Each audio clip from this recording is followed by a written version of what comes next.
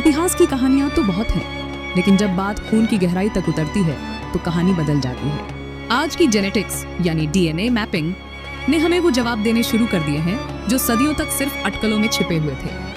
कई independent genetic studies में ये सामने आया है कि नॉर्थ वेस्ट इंडिया की कम्युनिटीज, खासतौर पर जैट्स, राजपूत्स, गुर्जार्स और कुछ ब्राह्मण ग्रुप्स, उनमें एक खास डीएनए मार्कर बहुत कॉमन है, R101 हैप्लोग्रुप। अब ये R101 मार्कर कहाँ से आया?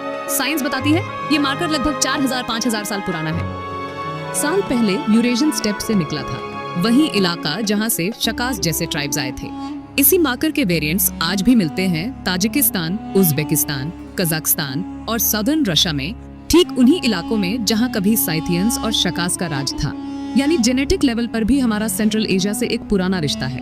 साल पहले यूरेशियन स्टेप से निकला था, वही इलाका जहां से शकास जैसे ट्राइब्स आए थे। इसी मार्कर के वेरिएंट्स आज भी मिलते हैं ताजिकिस्तान, उज्बेकिस्तान, कजाकिस्तान और साउदर्न रशिया में, ठीक उन्हीं इलाकों में जहां कभी साइथियंस और शकास का राज था।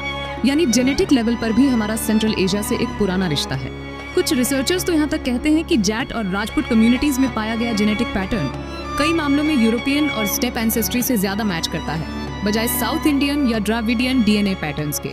मतलब हिस्ट्री बुक्स जो कहानियां बताती हैं, डीएनए उन्हें चुपचाप कंफर्म कर रहा है। इतना ही नहीं, डीएनए का एक और पहलू भी दिलचस्प है। माइटोकॉन्ड्रियल डीएनए जो मां से संतान तक जाता है, वो भी कई मामलों में यूरेशियन मैटरनल लिंक्स दिखाता है। यानी शैका माइग्रेशन सिर्फ पुरुषों का नहीं था, बल्कि पूरे कम्युनिटीज ने मूव किया, जिसमें महिलाएं और बच्चे भी शामिल थे।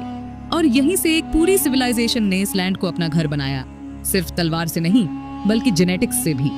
तो अब सवाल ये नहीं है कि क्या शकास हमसे जुड़े थे, सवाल ये है कि हम आज तक उनसे कितने जुड़े हुए हैं और बिना जाने जीते आ रहे हैं। इतिहास सिर्फ म्यूजियम्स में नहीं होता, वो हमारे रोज के जीवन में सांस लेता है, बस हमें देखने की आदत नहीं रही। शकास की कहानी भी कहीं किताबों में बंद नहीं है, वो आज भी हमारे फेस्टिवल्स, पहनावे, बोलचाल और सोच में जिंदा है। चलिए कुछ एग्जाम्पल्स देखें।